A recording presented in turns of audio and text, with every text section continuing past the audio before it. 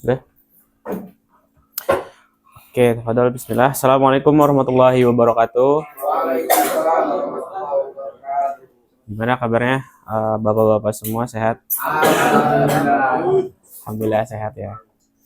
Insya Allah pada pagi hari ini saya akan sedikit sharing ya terkait materi atau topik yaitu memahami asesmen formatif dan sumatif. Jadi sebelum itu, marilah kita bersyukur kepada Allah Subhanahu wa taala dengan mengucap alhamdulillahirabbil alamin dan bersalawat kepada Rasul Nabi kita Muhammad dengan mengucap Allahumma sholli ala Muhammad wa ala ali Muhammad. Oke, teman-teman semua, sebetulnya ada ice breaking ya. Ice breaking mau di awal atau di pertengahan atau di akhir? Di akhir ya. Oke, di akhir ya, kalau di akhir. Oke, langsung saja terkait pembahasan topiknya ya. Jadi di sini asesmen formatif dan sumatif. Ya, sebelum itu ada yang pernah dengar asesmen atau bisa mendefinisikan apa itu asesmen?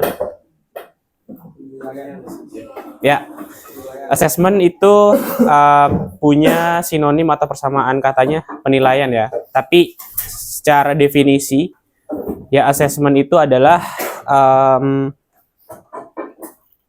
proses sistematis ya, adalah sebuah proses di mana dalam proses itu kita mengumpulkan informasi ya terkait pencapaian siswa, kemudian progres belajar, dan juga yang lainnya ya. Jadi tidak sebatas hanya penilaian saja, tetapi merupakan satu kesatuan proses yang di dalamnya ada bagaimana kita mencari informasi tentang apa namanya progres peserta didik dan kita memberikan feedback ya. Nah, itu merupakan definisi dari assessment.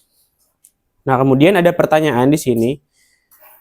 Oke, rekan-rekan, selama ini ketika kita menilai siswa, apakah tujuan utama kita itu hanya memberi nilai atau membantu mereka belajar lebih baik? Ya, mungkin sebagian ada yang berpendapat bahwasanya hanya memberi nilai ya, dan ada yang berpendapat bahwasanya juga membantu mereka menjadi lebih baik. Nah, jadi dalam konteks pembelajaran mendalam atau kurikulum deep learning di sini, nah sebuah instrumen assessment itu tidak hanya memberikan nilai ya, tetapi kita membantu ya melalui proses assessment ini kita membantu siswa untuk mereka menjadi lebih baik. Jadi poin intinya di sana. Nah, kemudian assessment ini ada beberapa macam ya teman-teman. Yang pertama itu ada assessment sumatif atau assessment of learning. Ada juga assessment formatif, assessment for learning. Ya, jadi yang akan dibahas di sini ada dua contoh assessment. Nah, yang kita bahas pertama adalah assessment formatif dulu atau assessment for learning. Nah, di sini definisinya adalah penilaian yang dilakukan selama proses pembelajaran berlangsung. Nah, jadi assessment ini, assessment formatif ini atau assessment for learning ini adalah assessment yang dilakukan ketika pembelajaran berlangsung ya. Nah, jadi bentuknya atau contohnya bisa seperti kuis, refleksi, atau pertanyaan-pertanyaan yang sifatnya langsung ya, untuk tentunya memancing critical thinking siswa ya. Nah, itu dilakukan selama proses pembelajaran. Nah, kemudian tujuan dari asesmen formatif ini ialah agar guru dan siswa mengetahui aspek mana yang sudah dipahami dan mana yang perlu diperbaiki serta agar strategi pembelajaran bisa disesuaikan. Nah, jadi tujuannya dari asesmen formatif ini kita bisa apa ya, menjadi tolak ukur lah sebagai sarana atau proses kita menilai pembelajaran kita itu sudah sebaik apa gitu. Jadi seperti tahap evaluasi ya. Jadi enggak hanya terpaku pembelajaran flat, tapi ada evaluasinya melalui asesmen formatif ini. Nah, dan juga asesmen formatif ini idealnya tidak beresiko tinggi ya. Kenapa? Karena tidak melibatkan atau tidak melibatkan nilai akhir. Nah, jadi siswa itu ya boleh salah, boleh enggak gitu di asesmen formatif ini.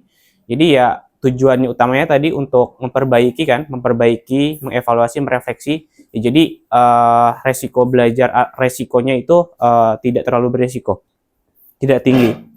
Nah, kemudian karakteristik dari asesmen formatif di sini yang pertama dilakukan secara berkala atau terus-menerus selama proses pembelajaran.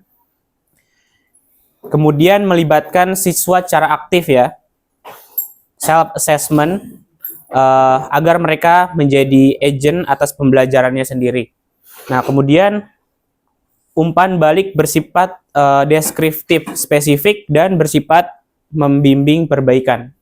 Dan kemudian yang terakhir, nah kaitannya dengan proses pembelajaran mendalam itu tidak hanya mengecek apa yang tahu, tetapi mendorong siswa menuju bagaimana mereka menerapkan dan bagaimana merefleksi. Nah, itu karakteristik dari asesmen formatif.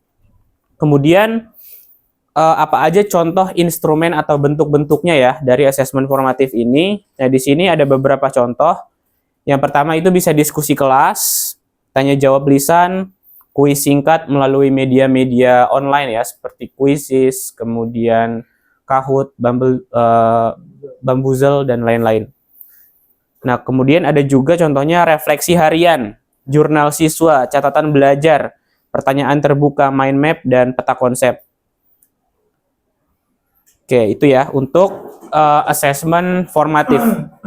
Nah, kemudian ada yang kedua tadi asesmen sumatif atau assessment of learning ya. Nah, di sini definisinya adalah penilaian yang dilakukan di akhir pembelajaran atau di akhir suatu periode pembelajaran. Nah, jadi jelas ya perbedaan ya.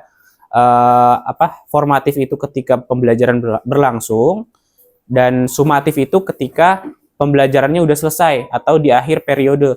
Nah, itu contohnya seperti ujian akhir, ujian tengah semester, final project. Nah, seperti itu. Nah, dan kemudian tingkat resikonya ini digolongkan, dikategorikan tinggi ya, karena berkaitan dengan nilai akhir.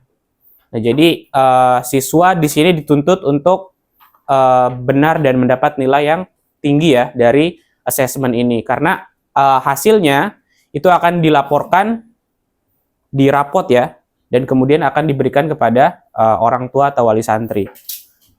Nah, kemudian tujuan dari asesmen sumatif ini ya tadi ya hasilnya digunakan sebagai bahan pengambilan keputusan akademik ya, pemberian nilai, kelulusan, kenaikan kelas, evaluasi program pembelajaran gitu ya. Nah, kaitannya dengan proses pembelajaran mendalam. Nah, asesmen sumatif juga diharapkan tidak hanya menguji apa yang diketahui, tetapi mengukur kemampuan menerapkan, berpikir kritis, dan refleksi mendalam. Nah, karakteristik dari asesmen sumatif di sini ada 4 ya. Yang pertama tadi udah saya sebutkan, dilaksanakan di akhir suatu periode atau pembelajaran ya. Kemudian beban resikonya tinggi karena dia berkaitan dengan nilai akhir. Kemudian bentuknya bisa lebih komprehensif, menyeluruh seperti proyek akhir, portofolio, presentasi, tes tertulis yang kompleks ya. Nah, kemudian hasilnya memberi gambaran menyeluruh terkait efektivitas pembelajaran serta menjadi dasar refleksi terhadap perencanaan pembelajaran ke depan. Dan yang terakhir, contoh dari instrumen bentuk-bentuk dari asesmen sumatif itu yang pertama ada ujian tertulis ya, ujian akhir semester, ujian tengah semester, esai, soal kompleks, kemudian proyek akhir, portofolio, dan presentasi proyek. Nah, itu merupakan contoh-contoh instrumen atau bentuk dari asesmen sumatif.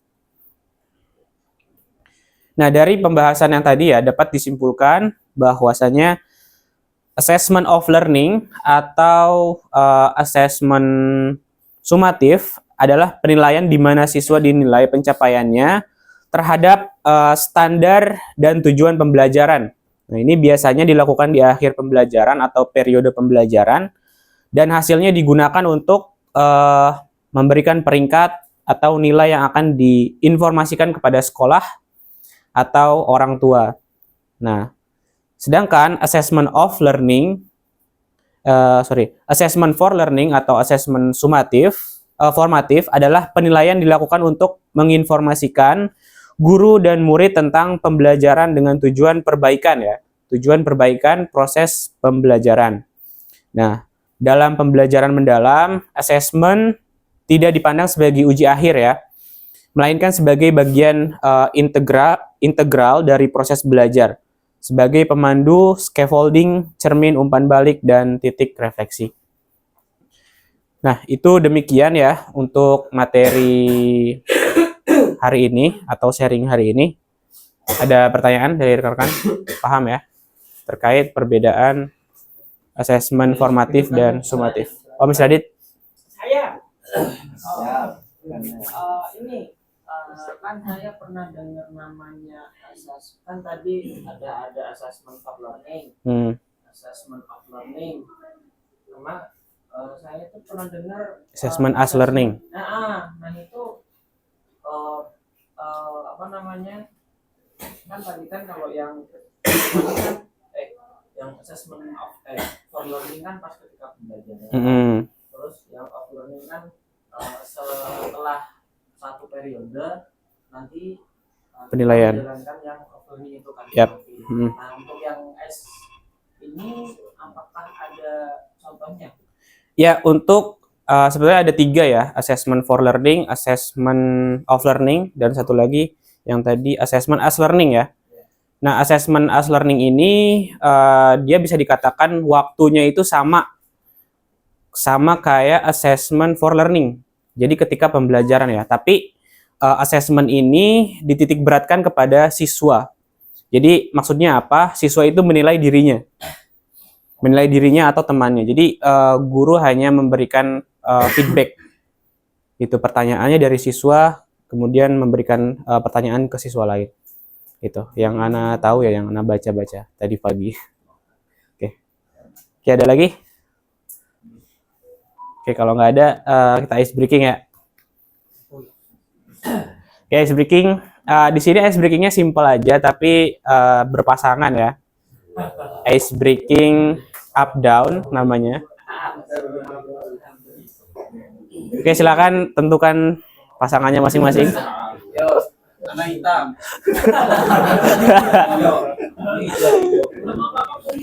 Oke, teman-teman tangannya bisa begini ya, mengepal, kemudian ditumpuk dengan partnernya. Nah,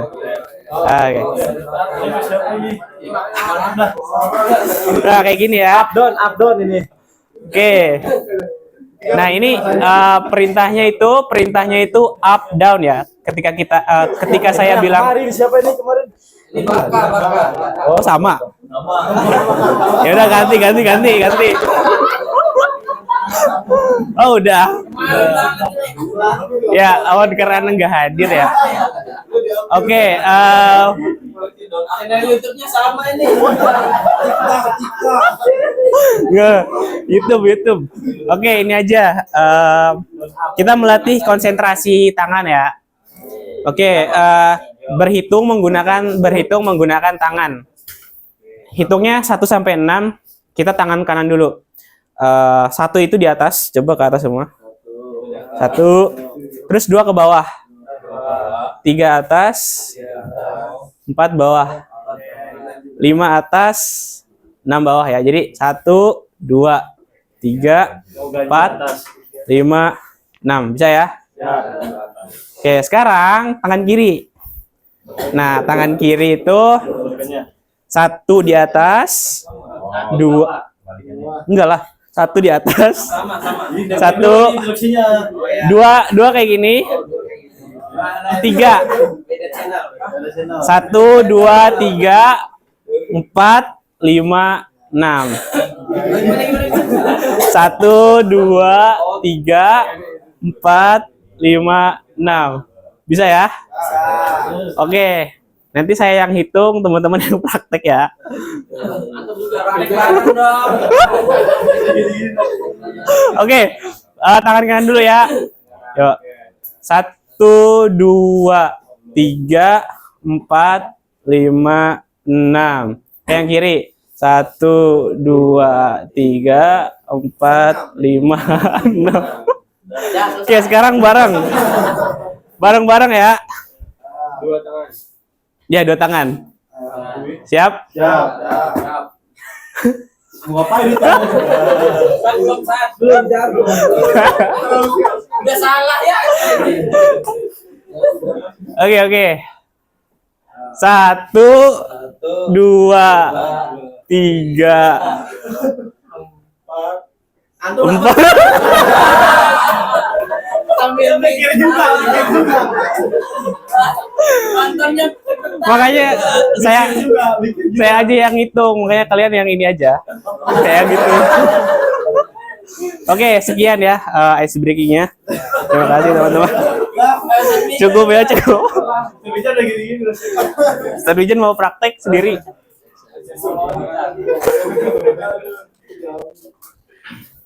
Oke, terima kasih teman-teman atas perhatian dan partisipasinya pagi ini ya. Semoga bermanfaat topik ilmunya.